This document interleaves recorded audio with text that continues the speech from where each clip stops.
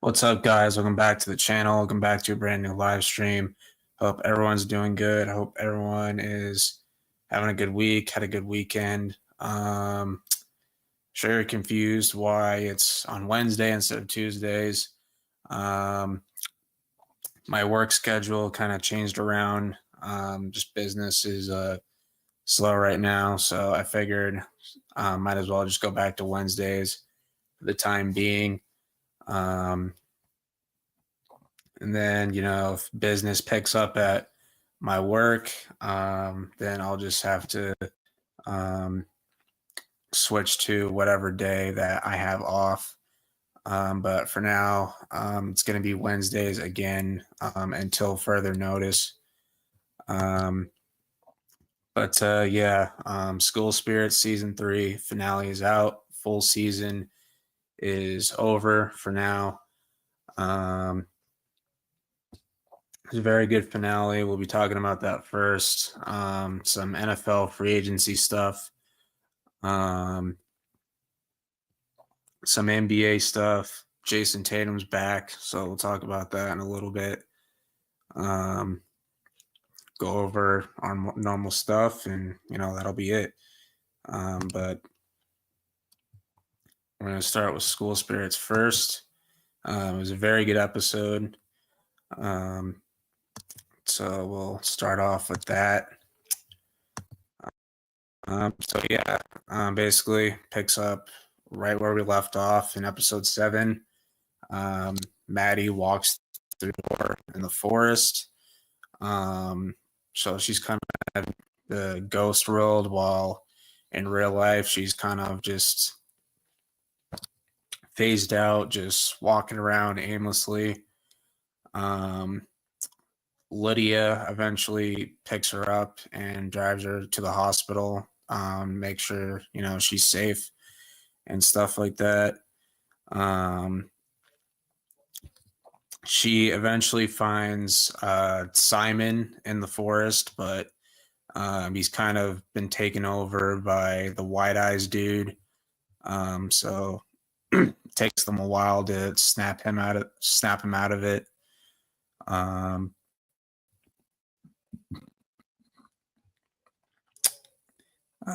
Mr. Martin comes up with a plan to get Principal Hartman in the real world to save the school from getting demolished. Olivia lets Nicole and Claire know that she picked up Maddie and brought her to the hospital. So Nicole, Claire, and Xavier rush to the hospital to, figure out what's going on. We see Dawn again for the first time since season 1, which I thought that was pretty cool, that we finally got to see her character again. We see Janet back. Janet came back in this episode, and she was doing her best to try to help Simon. And then Dawn does warn Maddie that the forest isn't an easy place to navigate. She finds Wally eventually, and then Wally's trying to find Simon as well. Xavier goes to the hospital. He just tells Olivia that Maddie's just tired or whatever. But he's worried what's really going on with her because, of her visions. Hartman talks to Deborah Price, I think her name was. But she won't even talk to him for the meeting. And what else? So then Claire and Nicole come up with a plan to expose Deborah's secret at the school meeting through receipts. Then Wally hears static radio noises, sees a mirror, and remembers the past when he was alive. But the sounds that he's hearing in the vision are also heard by Maddie and Dawn. While he finds Maddie and Dawn, They tell him to get out of the vision and not get stuck. So he frees himself, and then he sees Maddie in the forest. So they hug and reunite. Don warns Wally Maddie not to look at the mirrors across the river. Then Wally lets Maddie know that he took the door to help Simon. While this is happening, Janet talks to Simon, who at the time has no clue who he even is. Then while that's happening at the school meeting, Claire tells everyone at the gathering, and Nicole supports her. The two of them talk about Deborah's dealings with Jeff and the real intention behind the upcoming demolition of Split River High. And then they finish their speech. They see Deborah left the room out of nowhere. Charlie and Yuri make a pact that they will still continue their relationship. Then they smell gasoline, and they see Deborah lighting the cafeteria on fire, trying to like burn the school down. Then Maddie's mom, Sandra, shows up at the hospital after Nicole called her. And she talks to Xavier about Maddie, and he tries to assure her that she's all right. Sandra then tries to talk to Dave, who she can't see because he's a ghost.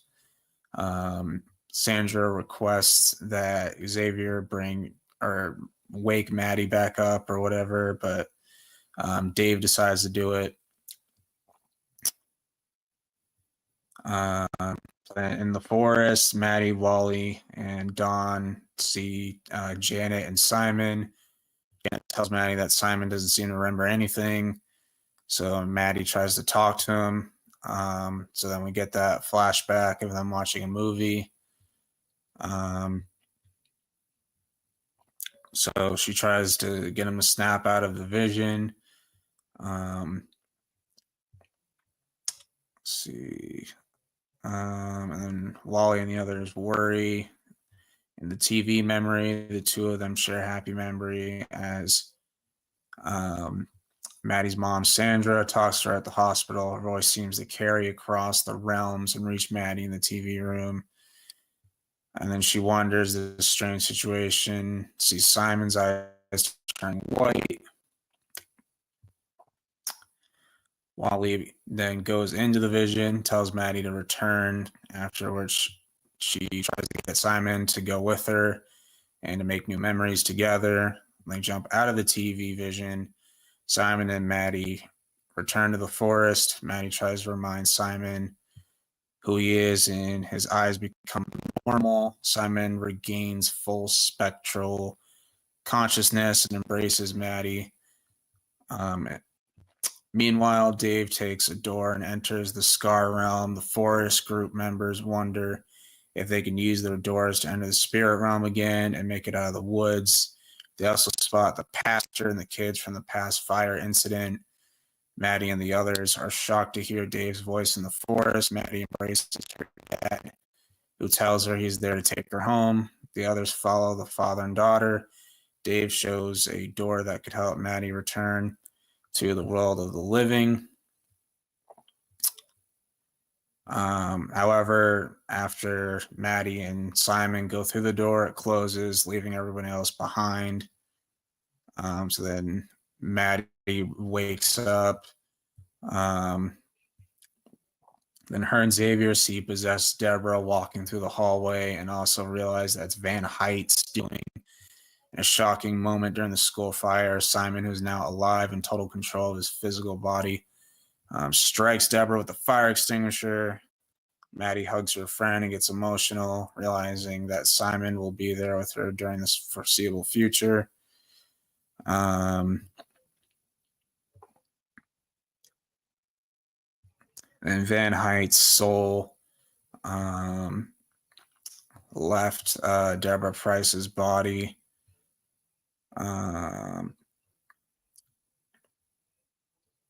So they try to contain the fire. And after they do that, the main ghosts are still present in spectral form after the fire is put out. And then Yuri accidentally crosses the school boundary and realizes that it doesn't stop the spirits anymore. However, the spirits in the forest are still stuck in the strange realm and have no immediate clues about their potential return to the Scar realm or the world of the living. They will probably have to find another door or trust Maddie to save them in the future. With the ghosts now divided between the spirit realm and the forest realm, their only hope to see each other again is Maddie and Simon. And then the episode pretty much ends with the reveal that Van Height is now in Maddie's mom's body. So that was a very good cliffhanger. But yeah, it was a really good episode. I enjoyed it a lot. I'd say like an 8 out of 10. Yeah, very good season. Best season out of the 3 so far. I assume season 4 will come out same time next year. But yeah, very good show.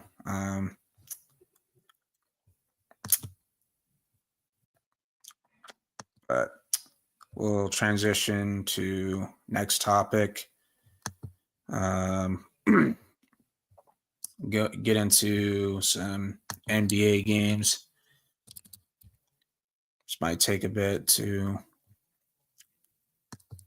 get it pulled up.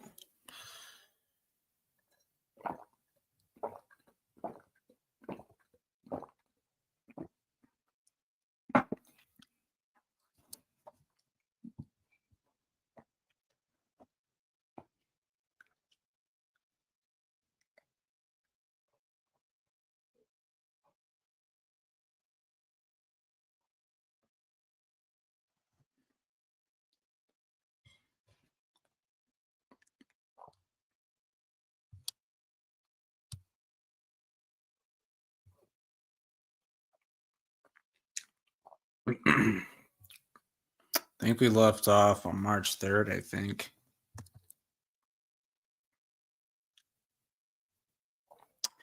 Oh, Knicks losing to the Jazz. That's funny.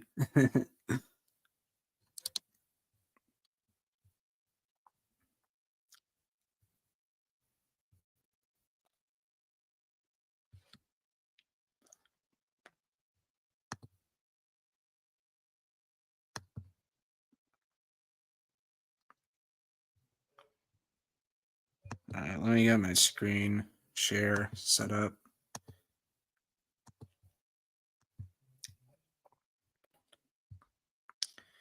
All right, so Tuesday, March 3rd. So this game probably would have been better if Cooper Flag was playing because we could have gotten Cooper versus Con Kneppel, the 2 favorites to win Rookie of the Year. But unfortunately, that didn't happen. But yeah, Hornets playing well. The Cavs beat the Pistons. 22 points from Jalen Tyson. I was thinking of Jordan Tyson, his brother, who's in the NFL draft. So we'll see where he gets drafted. Knicks beat the Raptors. OG Anunoby revenge game in Toronto. Cat, 21 points, 12 rebounds, 31 from BI. Spurs blow out the Sixers by 40. Love to see it. Thunder barely beat the Bulls. Alex Caruso revenge game. Yabusele, 18 points, 12 rebounds, 17 points, 16 rebounds for Jalen Williams, the center. Wolves hang on to beat the Grizzlies 4. Then we'll go to Wednesday, March 4th.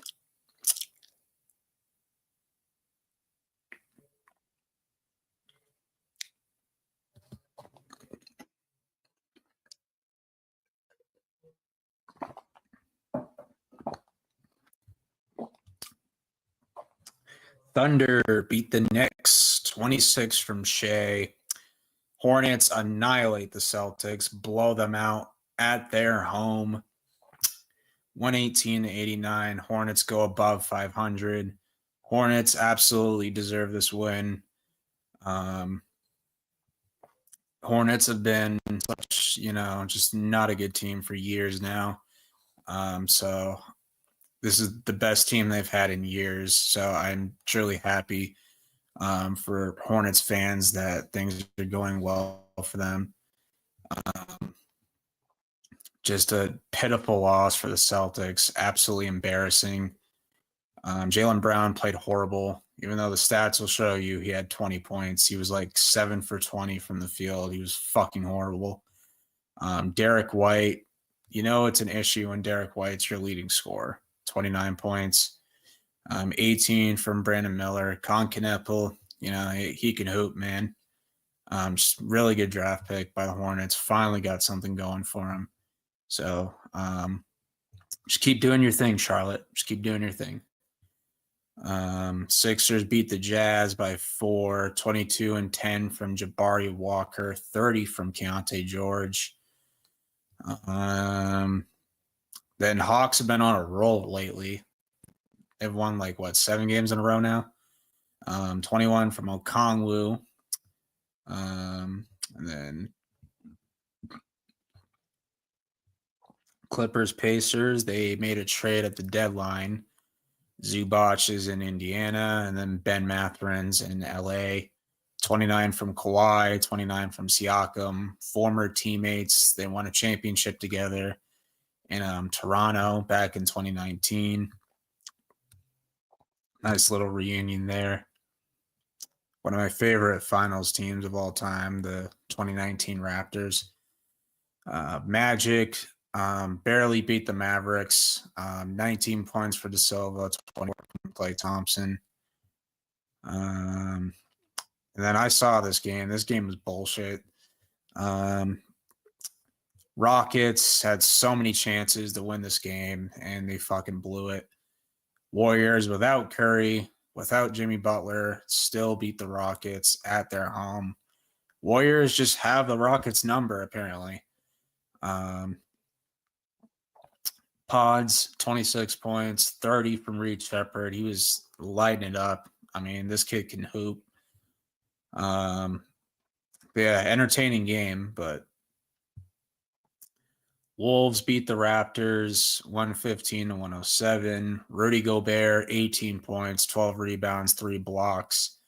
I love those. I love the throwback court and the throwback uniforms that the Wolves have. It's really awesome. RJ Barrett with 25 points. Spurs annihilate the Pistons. They sweep the season series. 38 points from Wemby, 16 rebounds, 5 blocks. Honestly, if Wemby wins MVP and Defensive Player of the Year, I would not be mad at that at all. 26 from Cade Cunningham. And the Bulls beat the Suns without Josh Giddey. 30 points from Colin Sexton, 27 from Devin Booker. Nuggets casually owning the Lakers. What else is new? 28, 12, and 13 from Jokic, a triple-double. Luka with 27 points and 11 rebounds.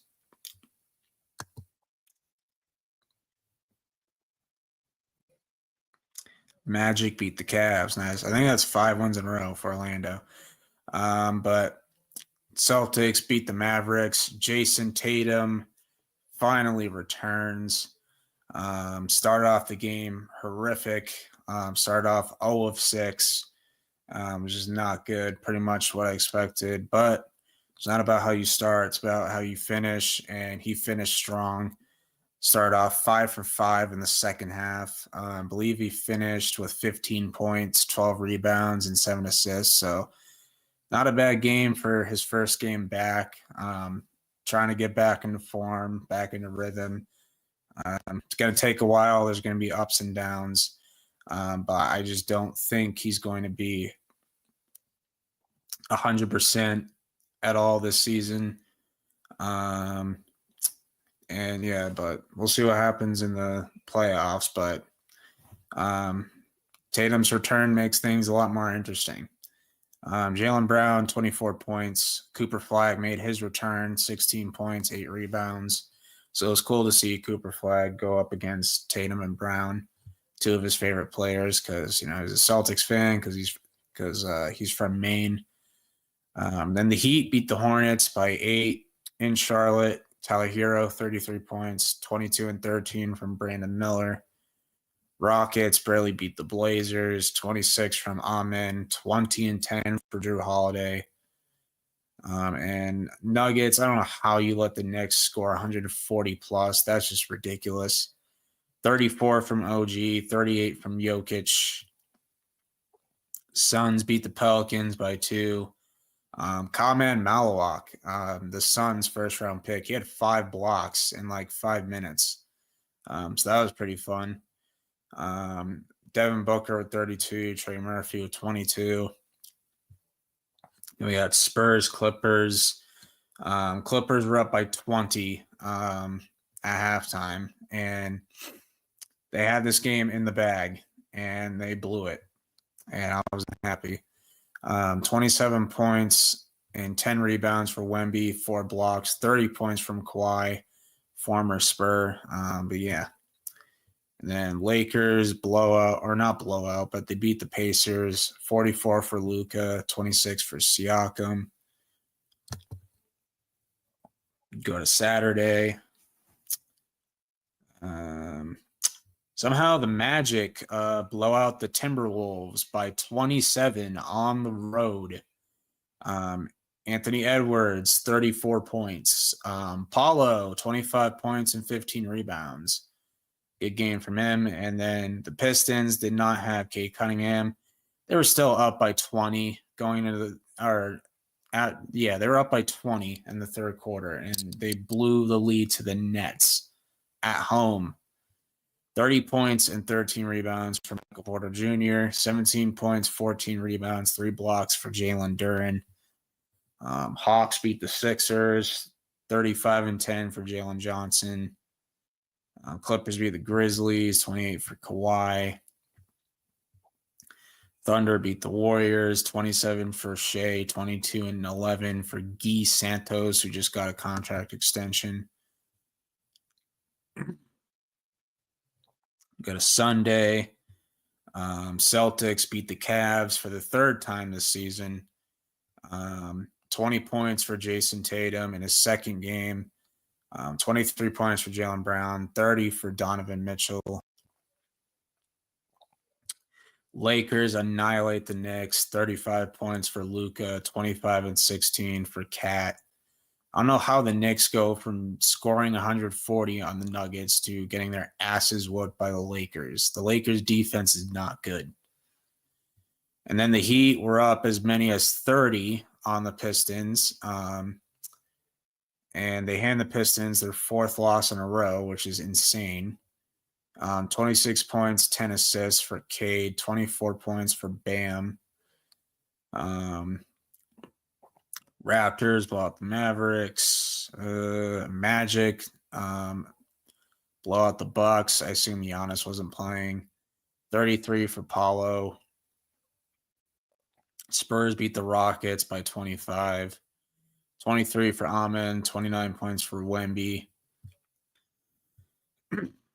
And Suns beat the Hornets pretty confidently. 30 points for Booker plus 10 assists. 22 for LaMelo Ball. Almost said Lonzo on accident, which I still think Lonzo is unsigned, if I'm not mistaken.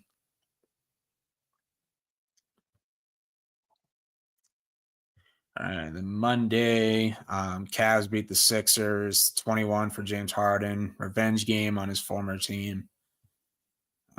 Nuggets get away with Thunder get away with another one against the Nuggets.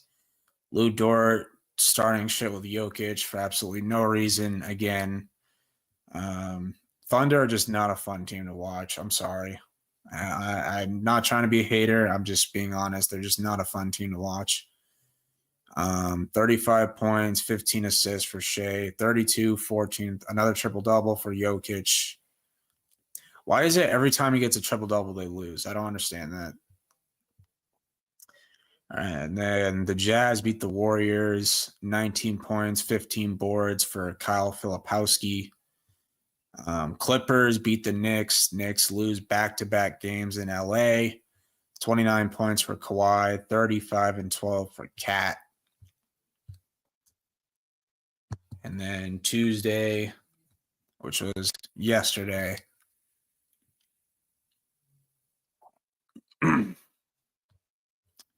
Sixers beat the Grizzlies by 10, 32 and 10 for Campaign. Pistons snap a 4-game losing streak, did what they should have done the last time they played the Nets. Blow them out by 38. 21 and 15 from Cade, 13 points for Danny Wolf. And then this game was fucking ridiculous. Bam Adebayo put up 83 points. I'm sorry, I'm not trying to be a hater, but the dude had 40 free throw attempts. Can we not ignore that, please? And it's against the Wizards too.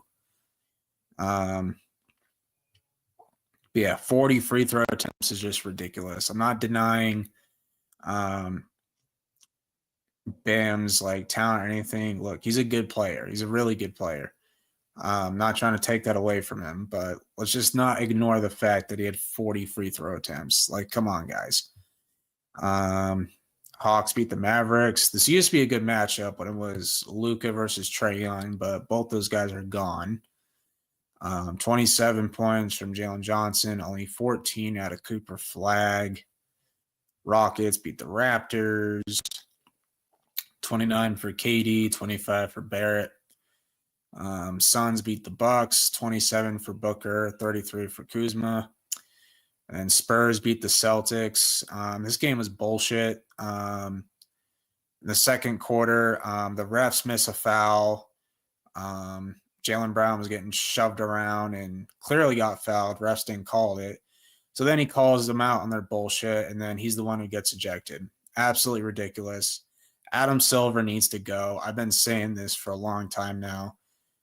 Something has to change. This is getting ridiculous. These refs are out of hand. They need to be put in their place. Adam Silver needs to go. This is ridiculous. Just completely ruined a good basketball game for absolutely no reason. Pitiful. Just pitiful. But Wemby, 39 points, 11 rebounds, 34 from Derek White. He played phenomenal against his former team. Jason Tatum played well. Celtics, it was a good effort, but they ran out of gas in the fourth quarter. And the Spurs will sweep the season series. The Bulls beat the Warriors in overtime by 6, 41 points for Mattis Buzelis. Hornets beat the Blazers, 23 points from Brandon Miller, 24 from Jeremy Grant. And then the Timberwolves get blown out by the Lakers. Anthony Edwards had one of the worst shooting performances I've ever seen. He was 2 of 15 from the field. That is just pitiful. Absolutely unacceptable. Naz Reid, 13 points, 31 points, 11 rebounds, 11 assists for Luka, triple-double. And that wraps it up. Some of the games the Wolves are getting blown out in the first quarter already. Raptors lost to the Pelicans. That's not good. And then a couple other games going on. It's a 1-point game in Utah. Still got one more quarter to go, but hopefully Utah can pull it off. But we'll check out the standings. It's the Rockets Nuggets games on ESPN. That doesn't surprise me.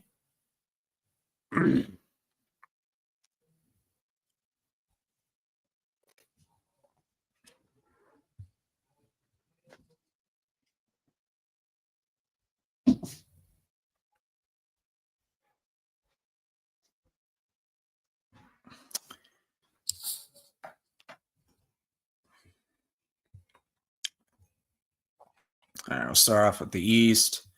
As you can see, it's the Pistons and everybody else. Celtics, you got Tatum back. The Knicks in third. Cavs only one game behind them for the third spot. The Magic are now fifth. That is huge. Really good for them. Miami in sixth. The Raptors have fallen all the way down to seven. Yikes. And then the Sixers have fallen down to eighth. And then Hawks, Hornets in the play-in, and then unfortunately Giannis and the Bucks on the outside looking in. Bulls at 12, finally tanking like they should have done years ago.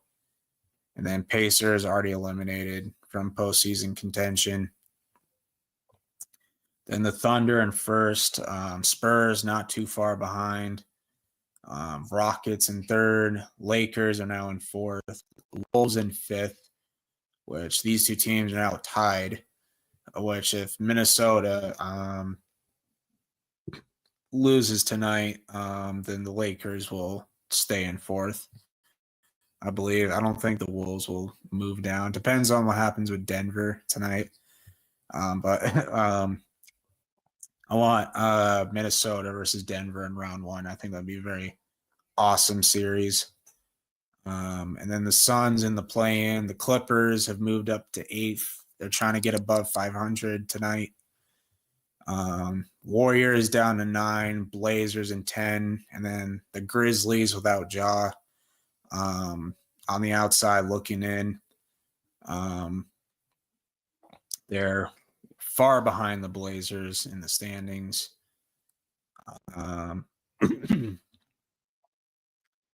Pelicans have moved up a lot. They've moved up to 12th. Doesn't really matter much, but Mavericks down to 13, Jazz 14, and Kings are probably the worst team in the league. I'd say them and the Brooklyn Nets are probably the worst team. But yeah, those are the standings for now.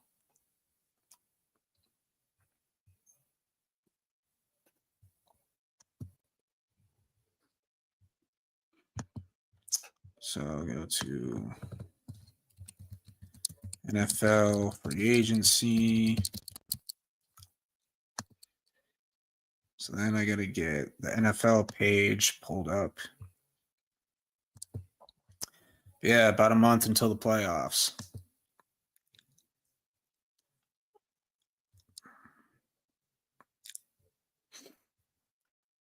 Got to get the gram pulled up.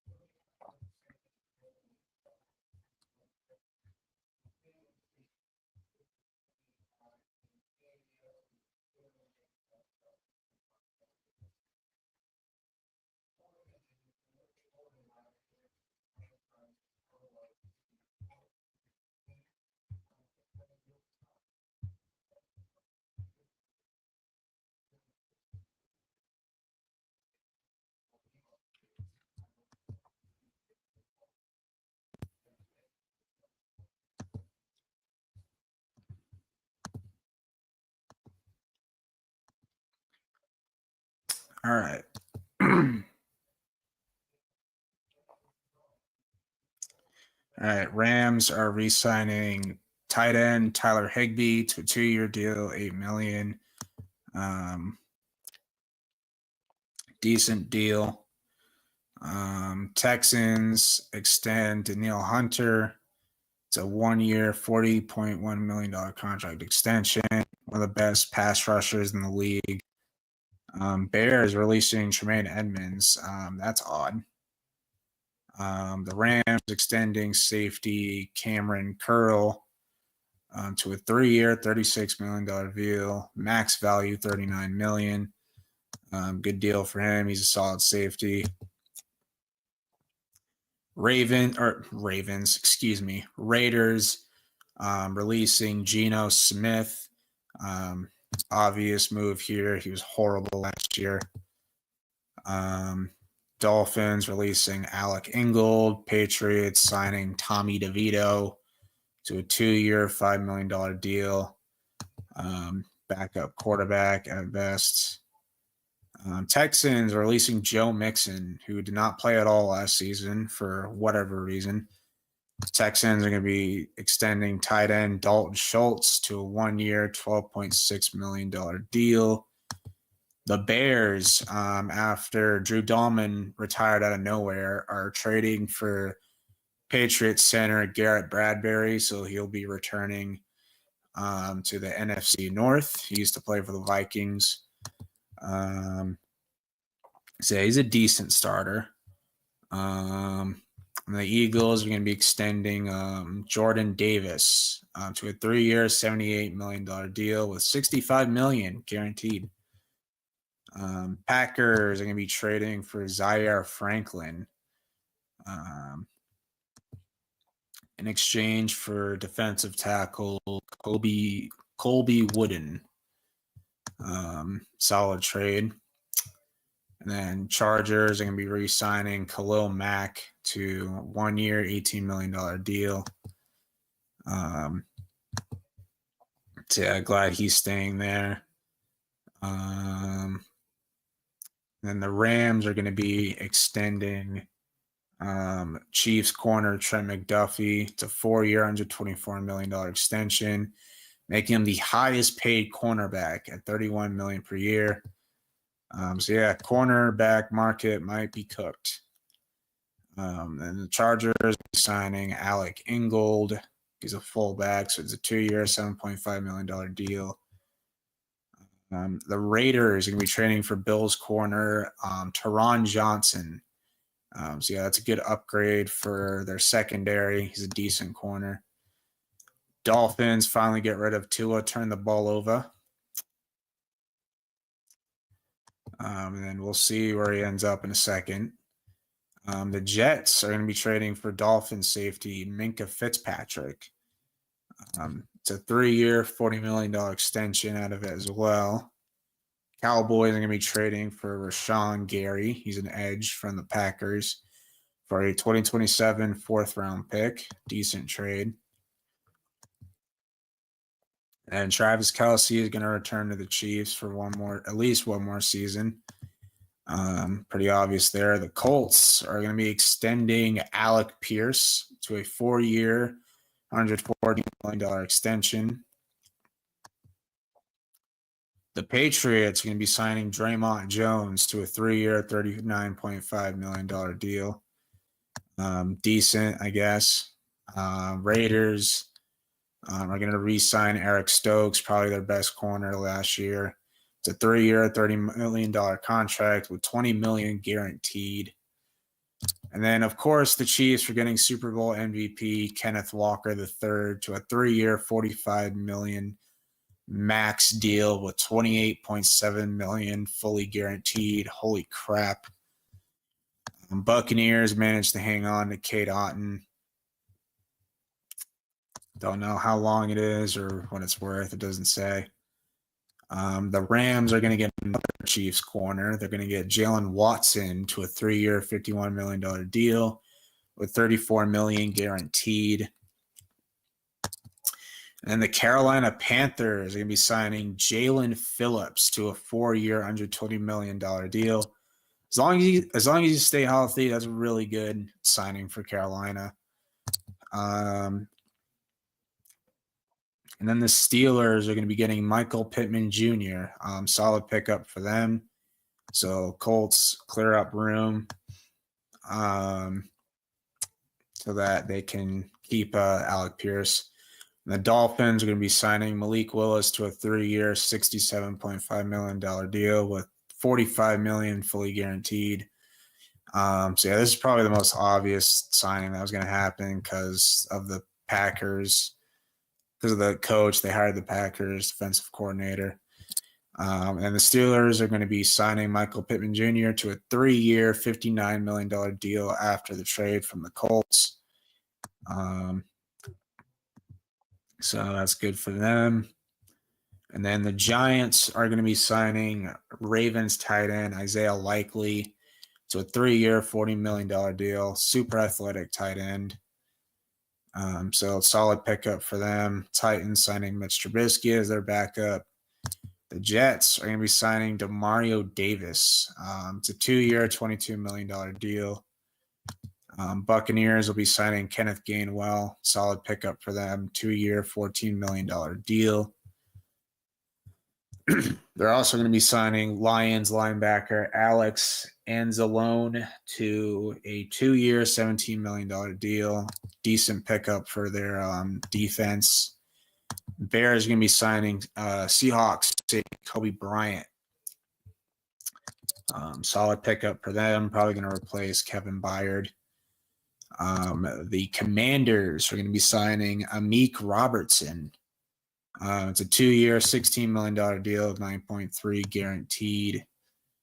The Lions are going to be signing Panthers center Cade Mays. That's a solid pickup for them. The Jets are going to be signing Joseph Osai to a 3-year, $36 million deal. Now, I don't know if this is still going to happen or not because of the Max Crosby stuff. But the Raiders are going to be signing center Tyler Linderbaum to a 3-year, $81 million deal with $60 million guaranteed. That is ridiculous. Not really sure why the Ravens didn't franchise tag him. He was arguably their best offensive lineman, and now they're just going to let him go for absolutely nothing.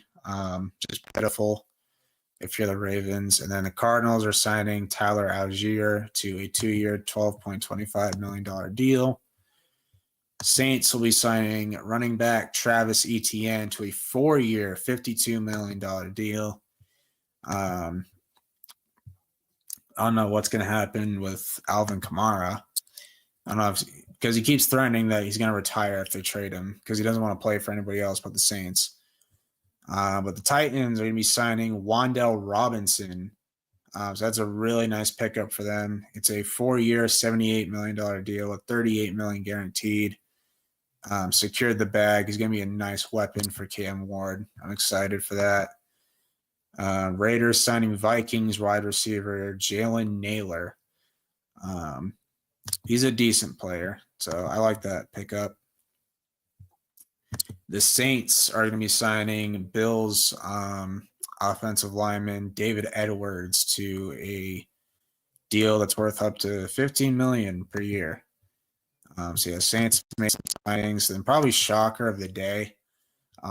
Mike Evans finally leaving Tampa Bay, and he's going out to the Bay Area to play for the San Francisco 49ers. It's going to be a 3-year deal. I think it's going to be awesome for the Niners. Hopefully he can stay healthy for the most part. Steelers are going to be signing Jamel Dean, solid corner. It's a 3-year, $36.75 million deal. Bears are going to be signing Devin Bush to a 3-year, $30 million deal. Falcons signing Eagles receiver Jahan Dotson. So yeah, they get depth at wide receiver there. The Browns are going to be signing Zion Johnson. I don't know why he would leave LA for Cleveland. That just doesn't make any sense. But it's a 3-year, $49.5 million deal. He's a solid offensive lineman.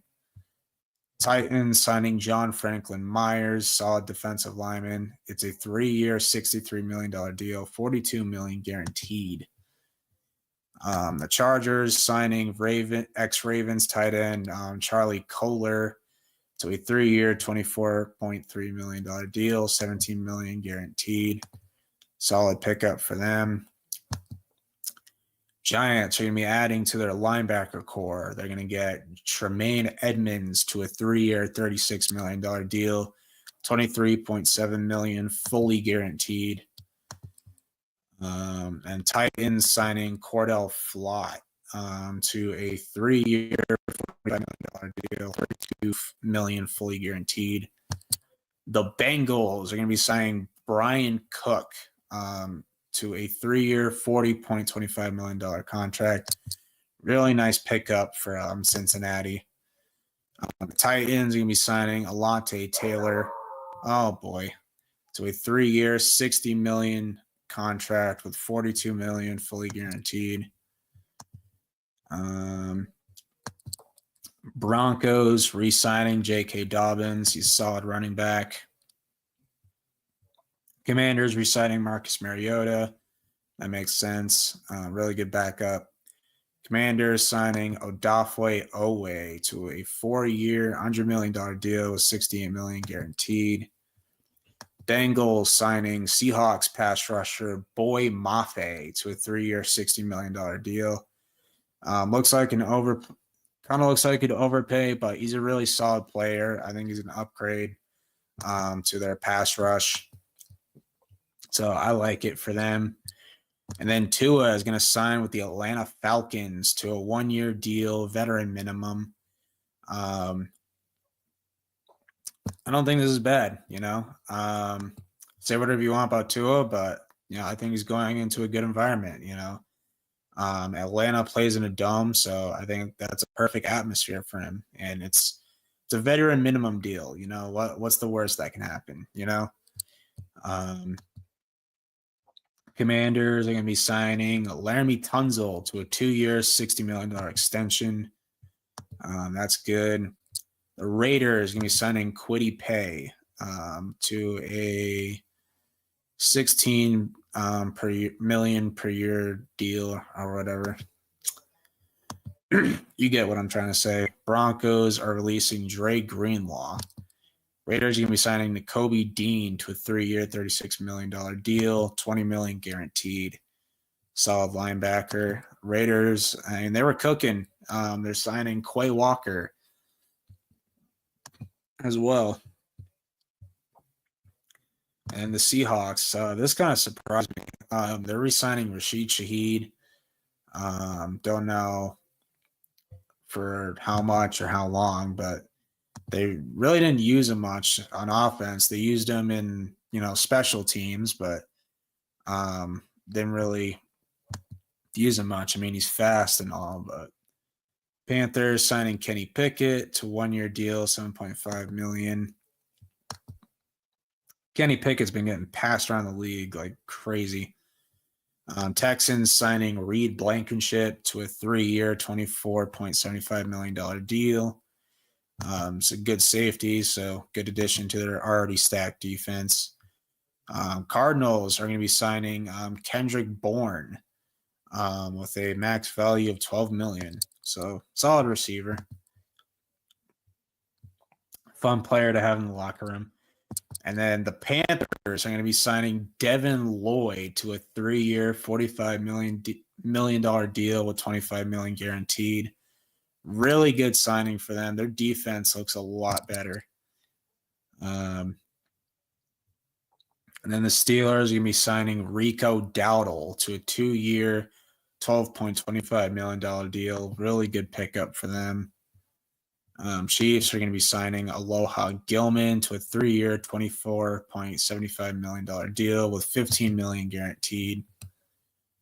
And then this kind of pisses me off. Chiefs are re-signing Tyquan Thornton to a 2-year, $11 million deal with max value of $14 million. The Patriots drafted this guy, and he played like absolute dog shit on the Patriots. But of course, when he goes to the fucking Chiefs, he balls out. Like, come on. Speaking of the Patriots, they're going to be signing Jets guard Elijah Vera Tucker. Doesn't say what the contract is or how much it is. But yeah, Patriots need to improve offensive line, and that is certainly a positive thing. Anyway, Giants signing cornerback Greg Newsome. Doesn't say what the deal is, but good addition to the secondary. The Bills are going to be re-signing tight end Dawson Knox to a 3-year deal. Not as good as he used to be, but still pretty good. Brown signing Quincy Williams to a 2-year, $13 million deal. I thought he was going to go to Dallas to play with his brother, but I guess not. And the Lions are going to be signing Chiefs running back Isaiah Pacheco. So he'll get to play with Jahmyr Gibbs. Texans extending Jaime Fairbairn, their kicker. He's a good kicker. So I really like this move for the Texans. They're going to be signing Colts offensive tackle Braden Smith to a 2-year deal worth $25 million, $13.5 fully guaranteed. He's a really good tackle. So I like that deal again. And for whatever reason, the Jets trading for Geno Smith. So they're bringing back Geno Smith. Geno Smith was horrible when he was with the Jets. So, yeah. Jets have pretty much given up on the season already. And the Patriots are signing Romeo Doubs to a 4-year deal worth $70 million. Holy overpay for a wide receiver 3. Holy moly. Funny enough, the Patriots play the Packers this season. Just signing Nashawn Wright. So 1-year deal, $5.5 million deal. He's a corner.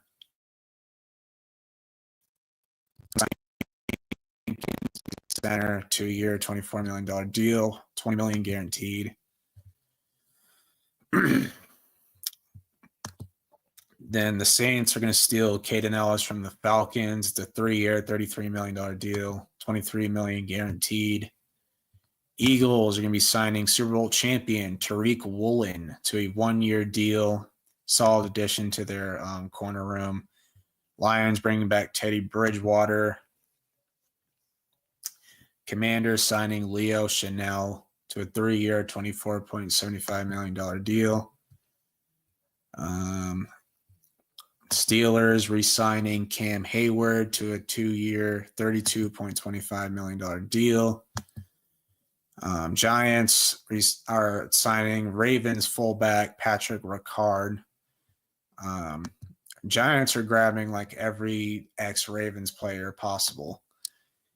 Cowboys signing Sam Howell as their backup QB. Drake May's buddy in college at North Carolina. The Ravens are signing Bengals pass rusher Trey Hendrickson to a 4-year, $112 million deal after the Max Crosby trade fell through. Colts going to be extending Daniel Jones, 2-year, $88 million deal. Can be worth up to $100 million with incentives. Patriots are going to be signing Bears safety Kevin Byard to a 1-year, $9 million deal. The Commanders are going to be signing Chig Okonkwo to a 3-year deal. Tight end from the Titans. Bills are going to be signing Bradley Chubb from the Dolphins after he was, released. He was a cap casualty. 3-year, $43.5 million deal, $29 million guaranteed. Solid edge rusher when he's healthy. Packers are signing Vikings defensive lineman Javon Hargrave to a 2-year, $23 million deal. The Giants are re-signing Evan Neal. Oh boy, I guess nobody else wanted him.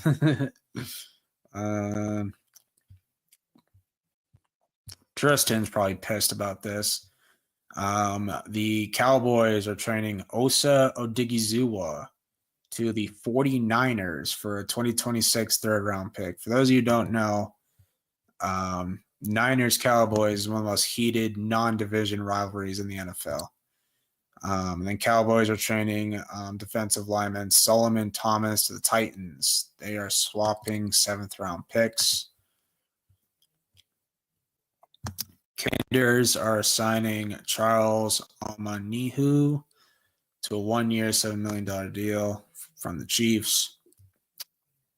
And that's pretty much it for that.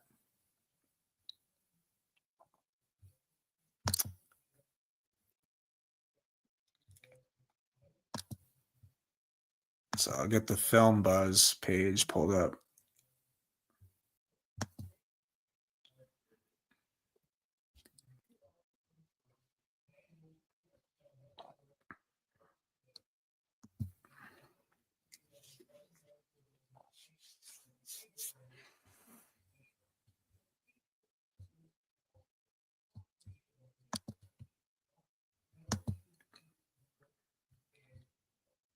Let me fix my banner.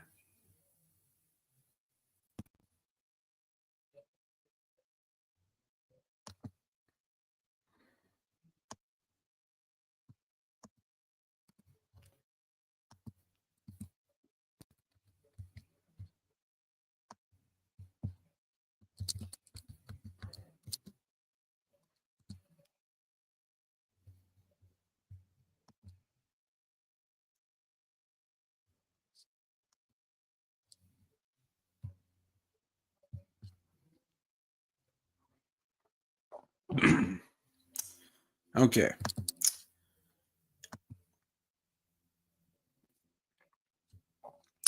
Okay, Jensen Ackles, Soldier Boy spin-off series of filming. So yeah, should be interesting. It takes place like years before The Boys. Let's see.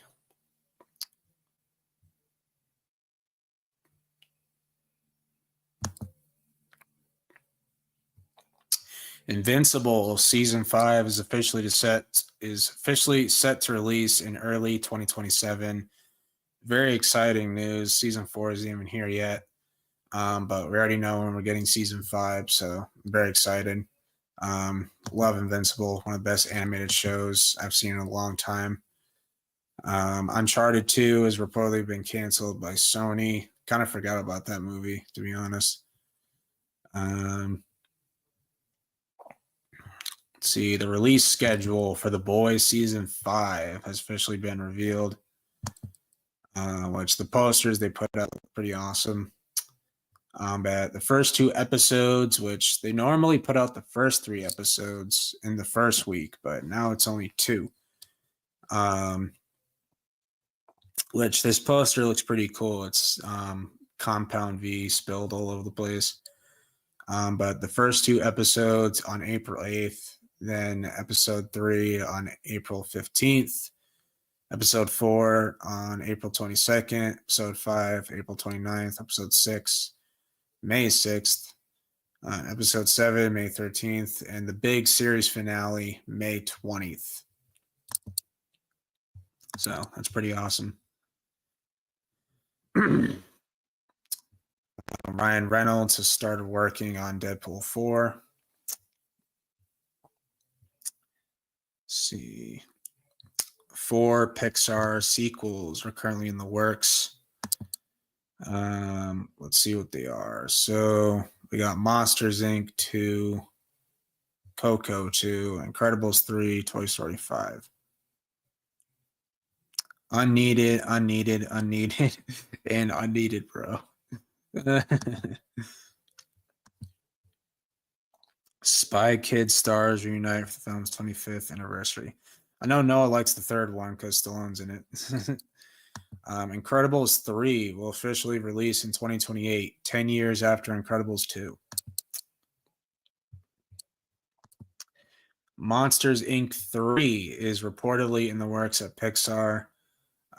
That's interesting because I wonder if it's going to take place after um, the first Monsters Inc.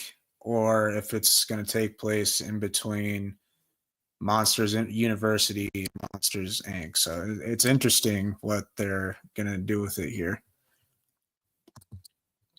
Um, I actually enjoyed both films back in the day. Obviously, Monster Inc. was really good, and Monsters University was a good prequel. So we'll see what they decide to do. I wonder if it's going to be a sequel to Monsters Inc. or if it's going to take place in between Monsters University and Monsters Inc. But we'll see what they decide to do. Let's see. Yeah, a lot of people are not happy with the Lanterns trailer. The first trailer for Spider-Man Brand New Day will probably release on March 20th. I believe it will be played in theaters before Project Hail Mary.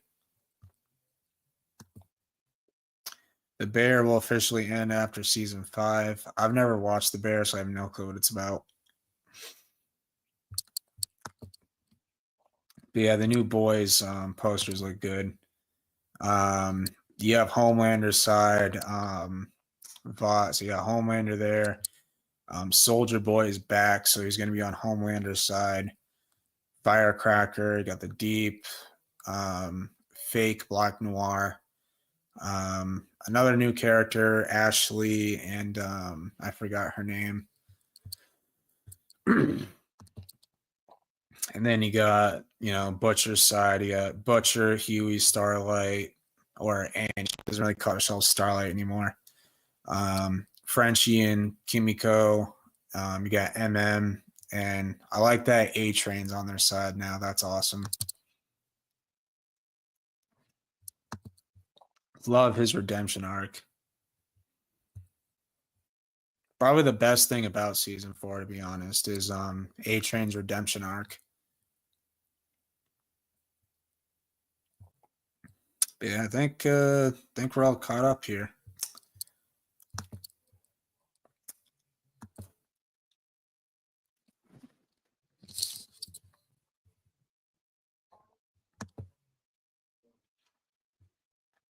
So we'll do. I forgot to talk about something. 1 second.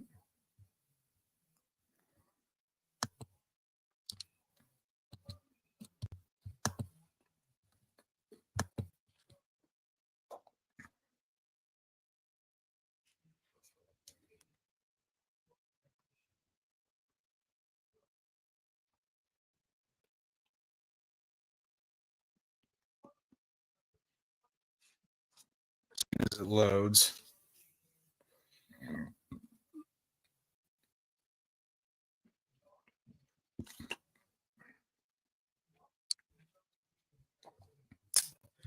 Completely forgot to talk about this.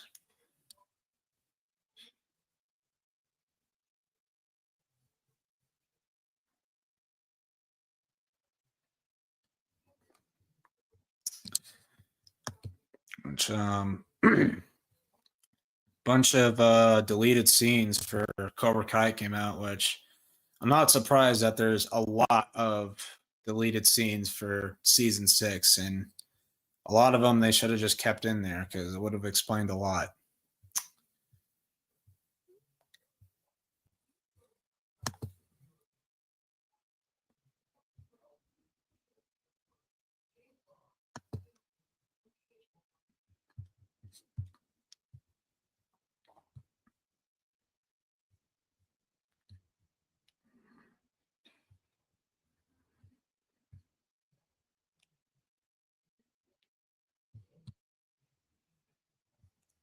See if I can find it.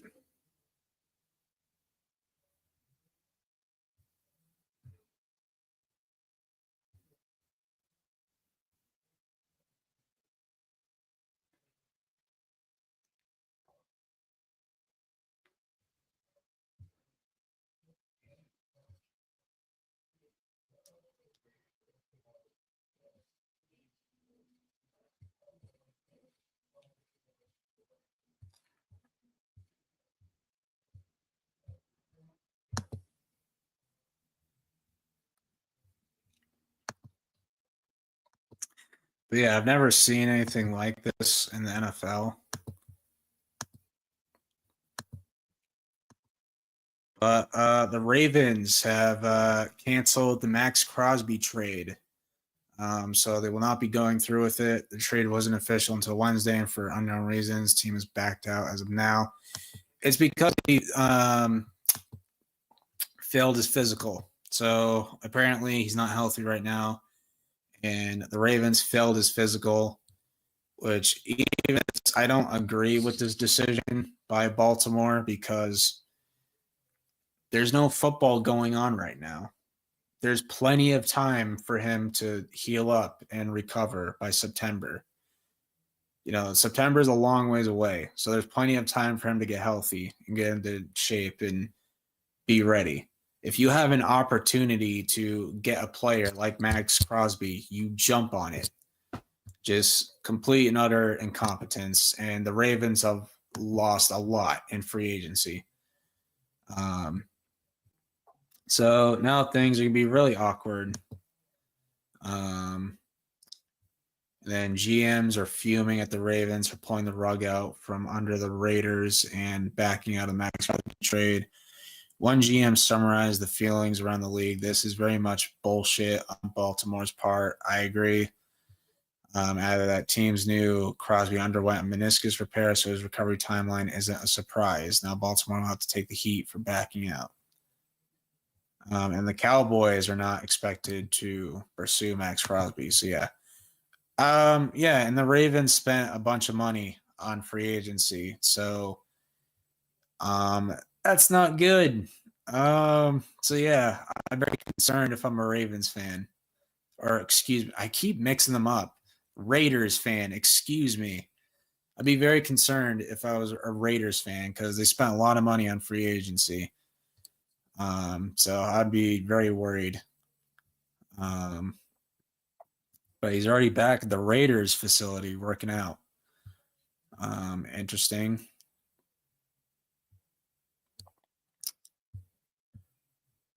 Let's see. Is there anything else in this situation? Because I don't know if there is. Gutted. What does that mean?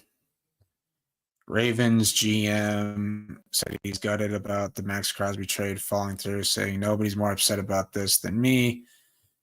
But big regret for me, but we will move on as a football team. Ravens confirmed the team started talks with Trey Hendrickson after Linderbaum's departure. We're planning to pair him with Max Crosby. I understand how people would feel that way about conspiracies, but I have a responsibility to the Ravens. I don't think they can afford to team him up, but Max Crosby speaks first time after his trade to the Ravens was canceled and sounds like he's staying a Raider. Everything happens for a reason. Believe nothing you hear and half of what you see. I'm a Raider. I'm back. Run that shit. A massive chip on Crosby's shoulder heading into next season. A 15-plus sack year might be coming.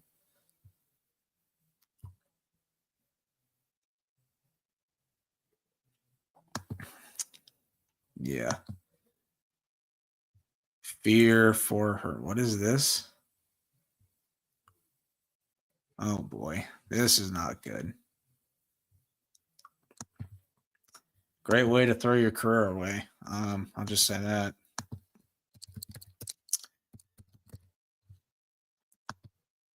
But mock drafts should be more interesting now that we're in the free agency process.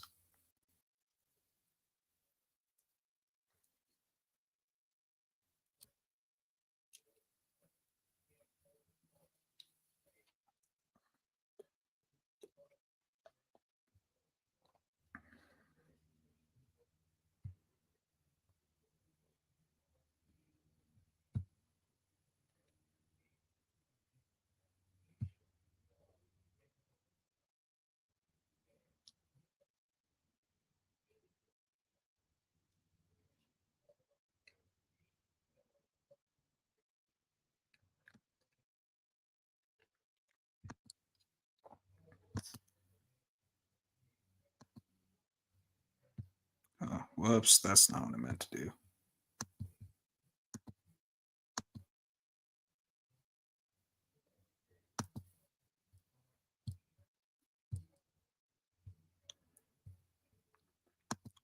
All right, starting off with the Raven. Why do I keep doing that? Raiders. Yeah, I'm just gonna get the obvious out of the way. Mendoza to the Raiders. Don't need to waste more time on it. Jets at 2. I still have them taking Arvell Reese, linebacker / edge of Ohio State. Cardinals are interesting. Could go Jeremiah Love if they want to. But offensive line is just more important. Gonna go Maui Goa. And the Titans at 4. I got them taking Jeremiah Love. You get Cam Ward, a weapon on offense. Then Giants at 5. Still got them going Sony Styles. Improve that defense as much as you can. The Browns, gonna have them go offensive line. They've improved the interior, but still need a tackle. I'm gonna go Monroe Freeling, elite size, 6'7", 315 pounds. Think he's gonna be a really good tackle at the NFL level. Then we got the Commanders at 7. Gonna have them take David Bailey, edge out of Texas Tech. Then the Saints at 8. Gonna go Ruben Bain. Arms are a bit short, but I don't think that's gonna be that much of an issue. Then the Chiefs at 9, going to go Mansour Delane. They need corner help badly. Then the Bengals at 10, still have them going Caleb Downs despite the Brian Cook signing. I don't think that stops you from drafting Caleb Downs. You get a guy on a rookie scale contract plus the 5th-year option. Dolphins are interesting. Could go Carnell Tate since, the only receiver they really have is Jalen Waddle. Yeah, Jalen Waddle. I think that's what we're going to do. I know they need secondary. I understand that. But do you take a risk on Jermod McCoy? Do you reach on Avion Terrell? I don't know. So we're going to go Carnell Tate here. Play him next to Jalen Waddle. Should be a fun duo from Malik Willis. Cowboys at 12. We're going to go Dylan Thieneman here. Really good safety. Rams at 13. Going to go Spencer Fano. Offensive line could use some depth, so they can move him at right tackle. Ravens have their pick back. Offensive line is going to be a need. We'll go Vega Ione out of Penn State. Then the Bucks don't really need to go Kenyon Sadiq anymore. Receiver could be in play now that Mike Evans is gone.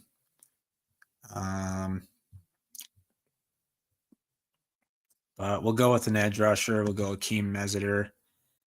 Solid player. Then the Jets at 16. Could go with another receiver. It's probably what we'll do. We'll have them take Makai Lemon from USC. I know certain people have certain opinions on him, which is fine. The Lions at 17. We're going to have them go Keldrick Falk, edge out of Auburn. Super underrated prospects. And then the Vikings at 18. I'm going to have them go Avion Terrell, corner out of Clemson. Solid player. Then the Panthers at 19. We're going to go Kenyon Sadiq. Could use an upgrade at tight end. Had a really good combine. Cowboys at 20. Could go Jermod McCoy here. But they could upgrade that linebacker. So we're going to have them go CJ Allen. Really good player. Then the Steelers at 21. Going to have them go with Jordan Tyson here. Get depth at wide receiver. Chargers at 22. I think they'll go defensive lineman here. So I don't know why Peter Woods is ranked so low, but I think Jim Harbaugh will take a chance on him. They need depth at defensive line. Eagles at 23. Could go Jermod McCoy, but they just paid Tariq Woolen, and they have Cooper DeJean and what's his name? Cooper DeJean and Quinyon Mitchell, I think his name is. Can never have too many pass rushers either. So they could go pass rush if they want to. Caleb Lamu certainly in play. It's kind of tough, not gonna lie.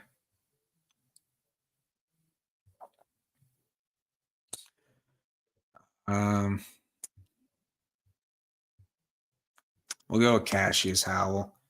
Arm length is short, but can get to the quarterback pretty good. The Browns need a receiver. Go Omar Cooper Jr. from Indiana, Mendoza's teammate. Bears at 25. They did get rid of Edmonds, so need to improve run defense. So could take a chance on Caleb Banks here. Bills at 26. They got DJ Moore, so I don't think receivers as much as a priority anymore. So we're gonna have them take a safety, Emmanuel McNeil Warren. And then the Niners at 27. Could go receiver, but they have Mike Evans. We'll go with Caleb Lamu. Set him behind Trent Williams. Texans at 28. We're going to go with Emmanuel Pregnon. They need interior help. Chiefs at 29. Let's see. Probably should have the Vikings take McCoy.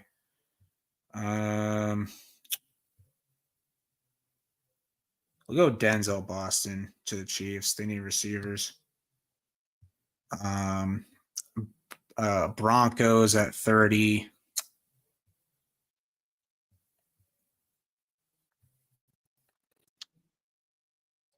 We'll only go Caden McDonald. They need depth at defensive line. Patriots at 31. Let's say tackle Blake Miller here. Need an offensive line. Need a tackle really badly. Hopefully, he can take over at right tackle when Morgan Moses is done. And then the Seahawks take a chance on Jermod McCoy.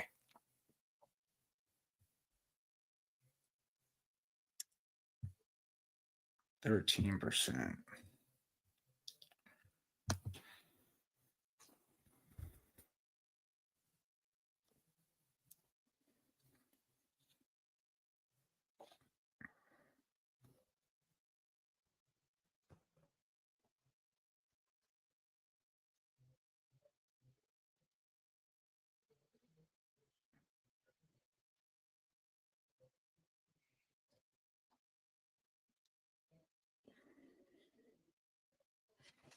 Yeah, that is the mock draft for this week.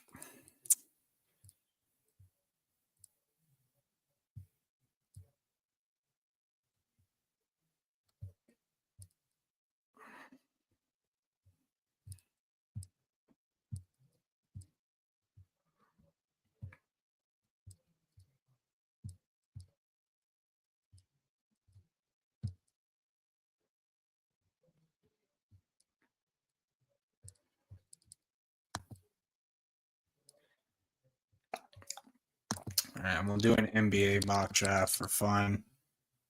And then that will wrap it up. We'll just simulate the lottery and see what happens.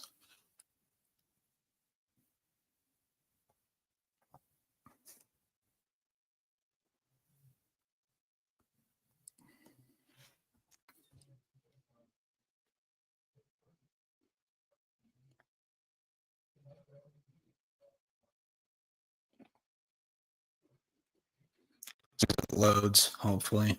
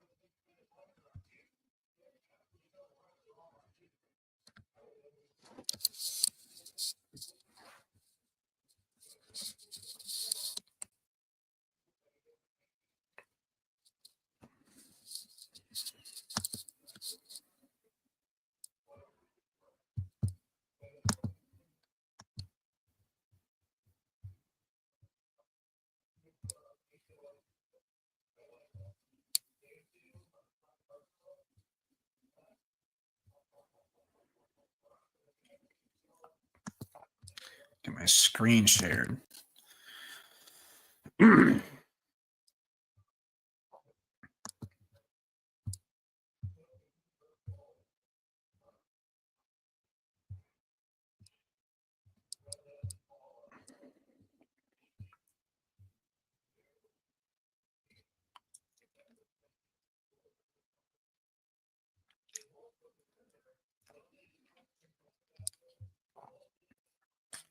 All right, simulate the lottery. See who gets the first pick.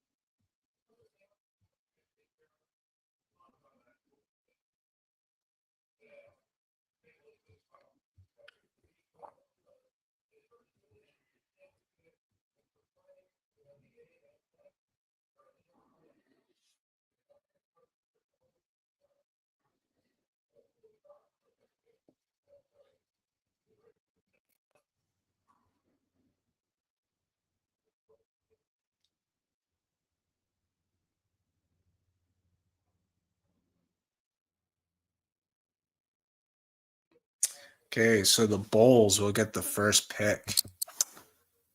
Pacers get number 2, and Grizzlies get number 3.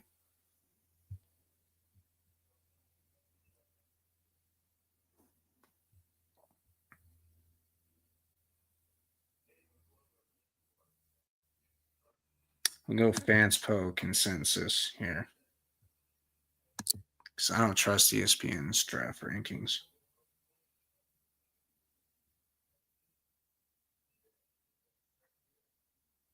As soon as this thing loads.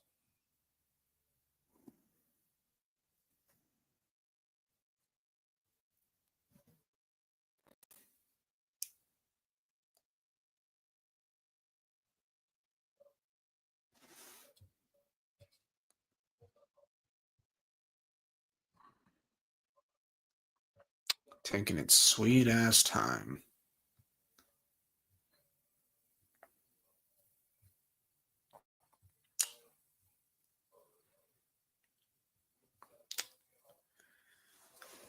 All right, so if I'm the Bulls, you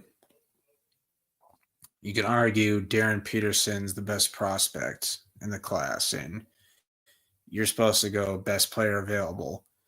But Chicago doesn't need any more guards. I mean, look how many guards they have. And as of right now, I think AJ DeBansta is the best prospect. So we're going to go AJ DeBansta, first overall to the Bulls, 25 points per game, 51% from the field. He's been playing phenomenal for BYU. So I think Bulls fans would be ecstatic with this pick. That brings us to Indiana with the second pick. What do you do here? Do you go Cam Boozer? I just don't know how he fits because you already have Siakam and Zubac. But if you draft Darren Peterson, does Nembhard get moved to the bench? Does he get traded? I don't really know. So I think Darren Peterson's a better fit. So I think, he's a good combo scoring guard, 20 points per game. He has missed time with injury, 46% from the field. So I think he'd be a great fit next to Halliburton. And I think Nembhard would have to be moved into a sixth man kind of role.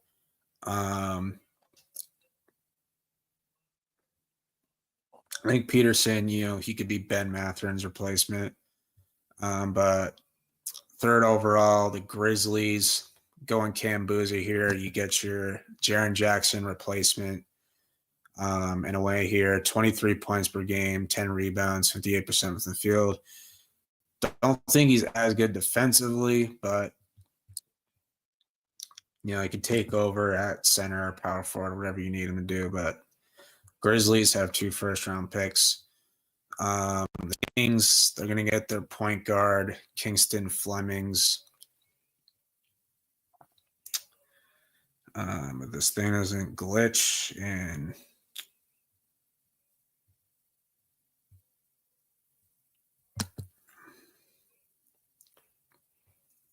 there we go. Kingston Flemings to the Kings. God damn it. All right, the Wizards are interesting. They made a lot of draft picks. Gotta hook this thing up to the charger so it doesn't die on me midstream.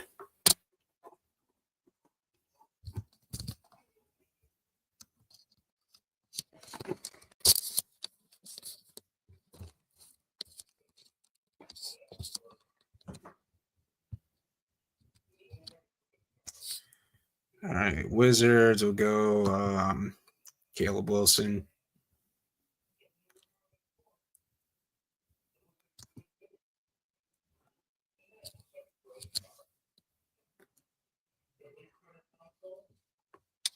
All right, the Nets.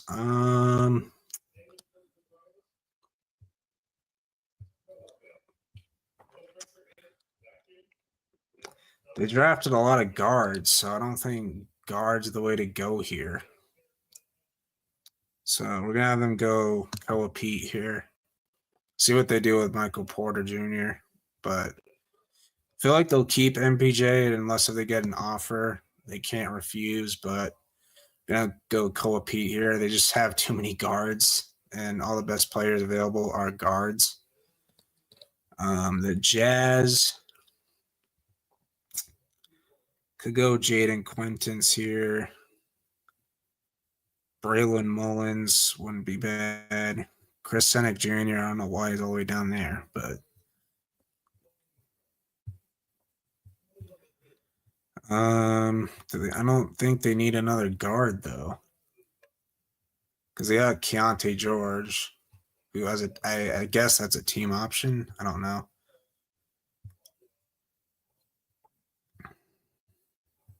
Jazz are kind of tough. Nate Amint. I guess we'll go Nate Amint, I guess. I mean, they have a bunch of forwards though too, so they could go center as well, because I don't think they want Walker Kessler back.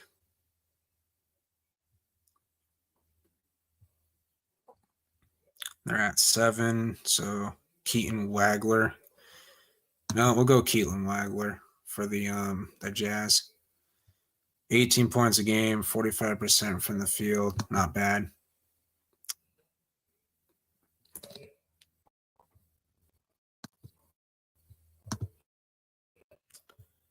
The Hawks at 8. They get their Trae Young replacement and Mikal Brown Jr. Move Dyson Daniels back to the 2. They have 2 first-round picks in this class, too.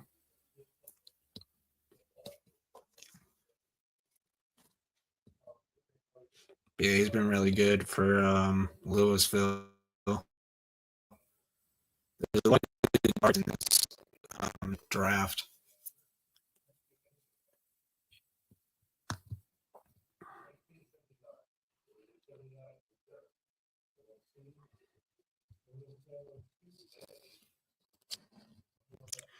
And of course, Page is unresponsive. And then the Mavericks at 9. They need point guard help. So we'll go with it lets me.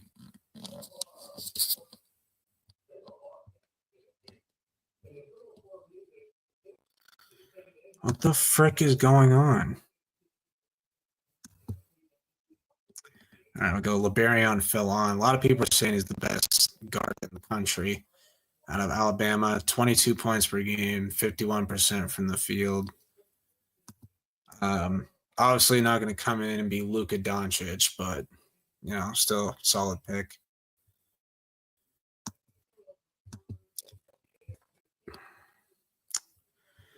And then the Bucks at 10.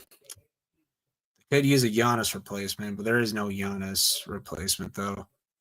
I think the position they struggle the most is point guard. So we'll go Darius Akuff from Arkansas.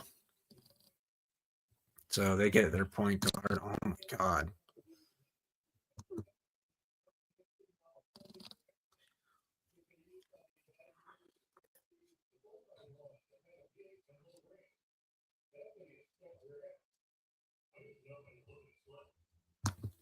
Come on. There we go. 22 points, 49% from the field.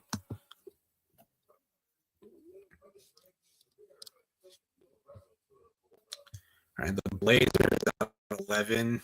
Not really sure what they would do here.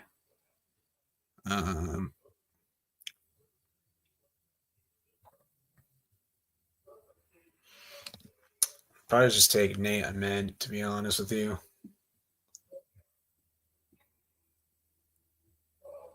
I mean, power forward. It says power forward severe anyway. So we'll go Nate Amint from Tennessee.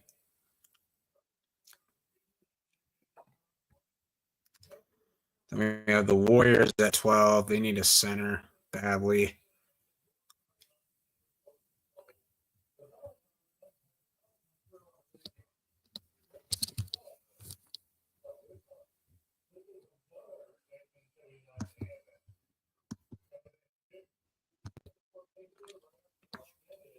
Jaden Quintance from Kentucky. Defensive potential is there. Warriors need a defensive big. He does kind of look like Kevon Looney in a way, just a little bit. Then we got Hornets at 13. We'll have them go Yaxel Lendenberg from Michigan. 14.7 points, 50% from the field, 7 rebounds. Power forward at center. The Spurs is interesting. I believe this is the Hawks pick. Go Haynes Steinbach from Washington. Floor spacing big, 19 points, 12 rebounds, 59% from the field.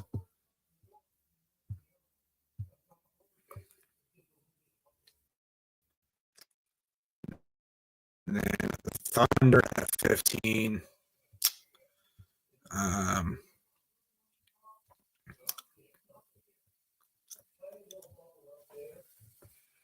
We'll go Thomas Haw from Florida, small forward, power forward. Can always use depth because they've dealt with a lot of injuries. Thunder know how to draft, and their player development program's ridiculous. They have back-to-back picks here because of Philly. So they take Braylon Mullins here from UConn. 12 points, 44% from the field. So they got back-to-back picks here. That's awesome. Grizzlies is from the Orlando trade. Braden Burries. They'll probably need a replacement for Ja because they're probably going to trade Ja. 50% from the field, 50% from the field, 16 points from Arizona. Arizona Wildcats have been really good in basketball. Then Miami at 17. Not going to go Chris Senick Jr. because he's just too similar to Khalil Ware. Going to go Tandre Yesufu. I believe he's related to Gergeron Yabusele. But yeah, thought about Kareem Lopez for a second and Cameron Carr. But I think Yesufu would be perfect in Spo's system for sure. 47% from the field from Baylor. And then the Raptors at 19. Could go Chris Senick Jr. as like a backup center. Christian Anderson, Bennett Sturts. I'm going to go Kareem Lopez, though. New Zealand Breakers. International prospect. They don't have their stats up here, unfortunately. All right, the Hornets at 20. We'll go Bennett Sturts. They have this from the Phoenix trade because they traded for Mark Williams. But 20 points a game, 50% from the field. The Nuggets at 21. We're going to go Chris Senick Jr. here. Jonas Valanciunas is probably going to play in Greece next year. So why not get a backup big that can allow Jokic to rest? 19 points, 4 rebounds, 48% from the field. Chris Senick Jr. is a guy I'm very high on. So we'll see what happens. Oh, wait, why did I say Christian Anderson? I said Chris Senick Jr. What the hell?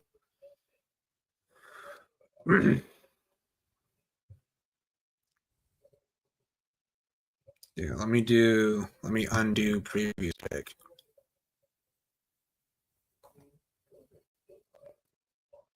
I don't know why I thought I said Christian Anderson.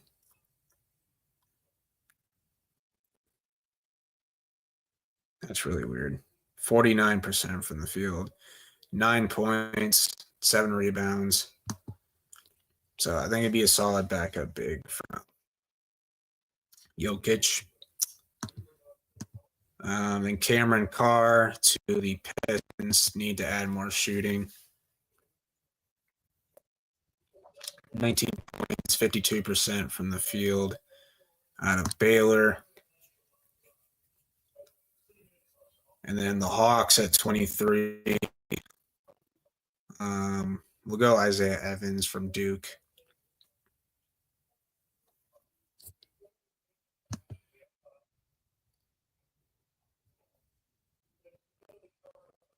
$14.5 points, 43% from the field. Lakers at 24 need a center. Patrick Ngongba, I probably said that wrong, but they need a center really badly. So we'll go with him. 11 points, 6 rebounds, 60% from the field. Hopefully he has some defensive upside for them because they need it badly. 25, the Knicks. I guess we'll go Christian Anderson. Or should we go Ade Mara? They need a center. Because I don't know what they're going to do with Mitchell Robinson. But we'll go Ade Mara. 11 points, 67% from the field. 26, they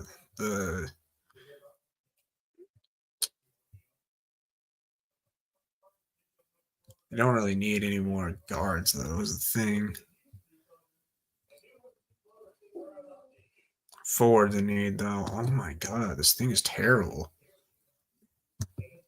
Amari Allen from Alabama, I guess. They have plenty of guards.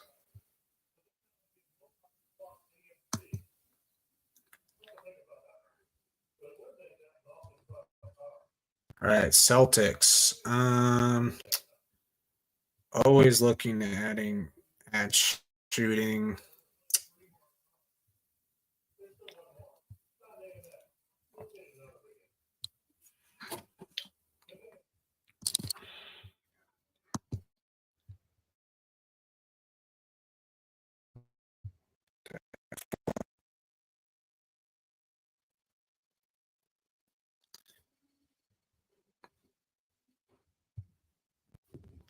Does it have his 3-point percentage? I don't think it does.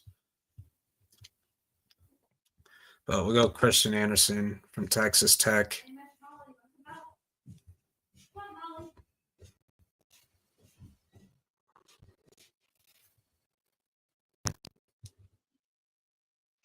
But yeah, Brad Stevens been making good draft picks, so I trust him.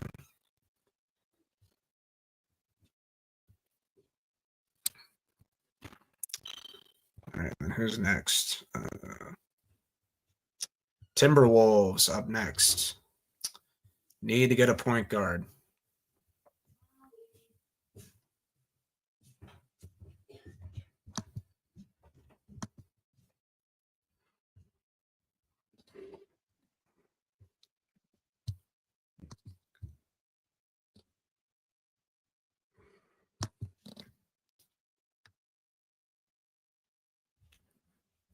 So Wolves get Malik Thomas.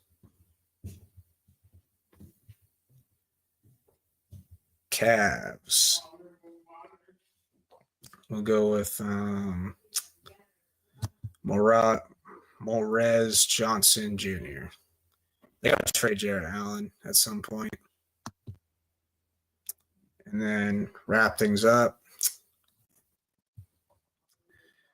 The Mavericks via the Thunder draft Dame Sarr from Duke. And that is all she wrote. So, yeah. Thank you guys for watching. You guys enjoyed. And I will see you guys in the next one. Peace.